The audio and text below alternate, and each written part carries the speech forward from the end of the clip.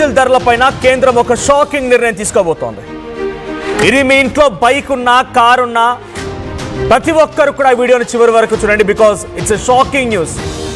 ఎన్నికల కోసం అని చెప్పి ఇన్ని రోజుల పాటుగా క్రూడ్ ఆయిల్ ధరలు పెరిగినా, బ్యారెల్ ధరలు పెరిగినా, రిఫైనరీల పైన అధిక మొత్తంలో భారం పడుతున్నా పబ్లిక్కి ఆ ఎఫెక్ట్ పడకూడదు అనేటువంటి ఒక మాటలోనే కేంద్రం ఒక అడుగు వెనక్కి వేసింది. ఎటువంటి ధరలు పెంచలేదు, రూపాయి కూడా, ఒక పైసా కూడా పెరగలేదు.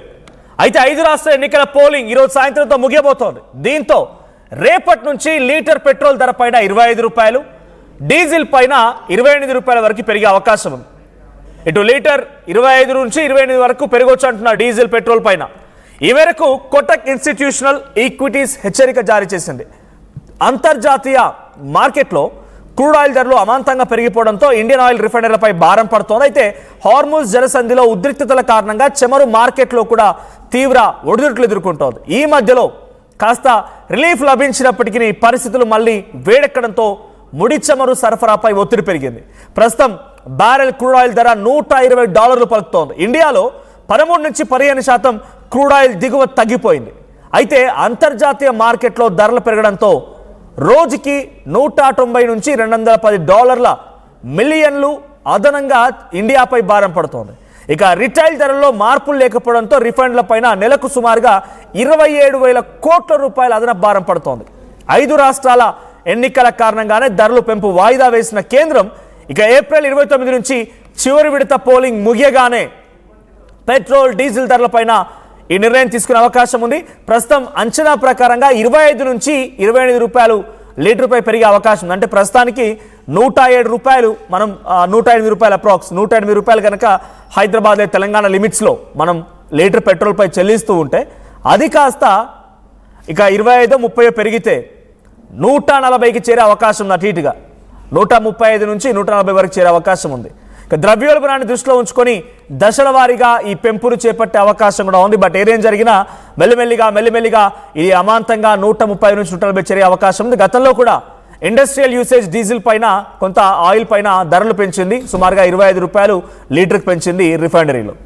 అది హిందుస్థాన్ పెట్రోలియం కానివ్వండి, లేకుంటే భారత్ పెట్రోలియం కానివ్వండి, రిలయన్స్, ఇవన్నీ కూడా ఏవైతే రిఫైనరీలు ఉన్నాయో సుమారుగా 25 రూపాయలు పెంచేసే ఆయిల్ పైన ఇండస్ట్రియల్ యూసేజ్ కోసం. సో అక్కడ కారణం ఏం చెప్పిందంటే వాళ్ళు క్రెడిట్లో తీసుకుంటారు, ఎట్ ఎ టైం పే చేయలేరు, వాళ్ళు బల్క్గా తీసుకుంటారు కాబట్టి వాళ్ళపై భారం పడదు, సామాన్యుల పైన భారం పడకూడదు అనే ఒక ఆలోచనతోనే అటువైపు ఇండస్ట్రియల్ యూసేజ్ కోసం మేము ఈ ధరలు పెంచామని కేంద్రం చెప్పింది. అటు రిఫైనరీలకు చెప్పుకొచ్చాయి. కానీ ఇప్పుడు ఇండస్ట్రీ లేదు, తోటకూర కట్టేది లేదు, పబ్లిక్ పైన భారం పడబోతోంది. It's fix. ఎన్నికలు అయిపోయినటువంటి ఒక రోజులోనే ఈరోజు సాయంత్రానికి మొదటి విడత పూర్తవుతుంది. సో 28వ తేదీన ఏప్రిల్ 29న రెండో విడత పూర్తవుతుంది. ఆ తర్వాత నుంచి ఇక పెట్రోల్ ధరలు అమాంతంగా నిచ్చెనేసుకొని ఆకాశాన్ని అంటుతాయి. 108 ఇప్పుడు మనం చెల్లిస్తున్నట్టయితే తర్వాత 135 రూపాయలు అయ్యే అవకాశం ఉంది. మీకు లెఫ్ట్ సైడ్ ఒకటి కనబడుతోంది. So as per CNBC TV 18 ప్రకారంగా, so petroleum and diesel prices in India may rise up to 25 to 28 per liter after the ongoing assembly elections as high crude oil prices and Strait of Hormuz disruptions squeeze refineries, according to Kotak Institutional Equities. Kotak Institutional Equities ప్రకారంగా ఈ crude oil ధరలు పెరగడంతో ఆ రిఫైనరీల పైన భారీగా భారం పడుతోంది. కాబట్టి ఆ భారం నుంచి తప్పించడం కోసమే ఎన్నికలు అయిపోయిన వెంటనే ధరలు పెరుగుతాయి. సో నాతో పాటుగా మా ప్రతినిధి మధు కూడా జాయిన్ అవుతున్నారు. మధు, సో ఎన్నికల కోసం ఇన్ని రోజుల పాటుగా ఒక స్టంట్ అని, డెఫినెట్గా పొలిటికల్ సినారియోలో ఇవన్నీ స్టంట్స్ చేస్తూ ఉంటారు, పబ్లిక్ అటెన్షన్ డ్రాగ్ చేస్తూ ఉంటారు. ఎస్, ఇంత సిచ్యువేషన్ ఉన్నా కూడా మమ్మల్ని కాపాడుతున్నారనేటువంటి ఒక సినారియో కూడా క్రియేట్ చేయగలుగుతారు పొలిటికల్గా.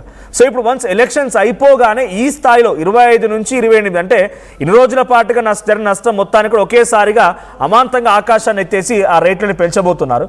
ఏం జరగవచ్చు? ఎన్నికల కోసం ఆపిన తర్వాత ఇప్పుడు పెరిగితే పబ్లిక్లో రియాక్షన్ ఏ రకంగా ఉండే అవకాశం ఉంది?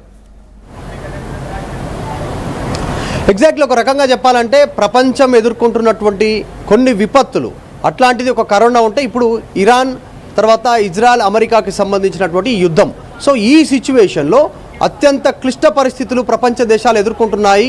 ఎందుకంటే చమురు దాదాపు దేశంలో ఉన్నటువంటి ఎక్కువ శాతం 98కి పైగా దేశాలు, దాదాపు 98% పైగా దేశాలు ఇంపోర్ట్ పైనే, ఆయిల్ ఇంపోర్ట్ పైనే ఆధారపడున్నటువంటి పరిస్థితి. అందులో భారత్ కూడా ఒకటి, అమెరికా కానీ మిగతా అన్ని దేశాలన్నీ ఒక క్లిష్ట పరిస్థితులు ఎదుర్కొనే సిచ్యువేషన్ కనిపిస్తూ ఉంది. ఇప్పటివరకు అయితే యుద్ధ ప్రభావం భారత్ మీద పడలేదు. కొన్ని నౌకలను అనుమతించింది ఇరాన్. ఈ మధ్య మళ్ళీ ఉద్రిక్తతలు పెరిగాయి హార్ముజ్ జలసంధికి సంబంధించినటువంటి దాంట్లో భాగంగా.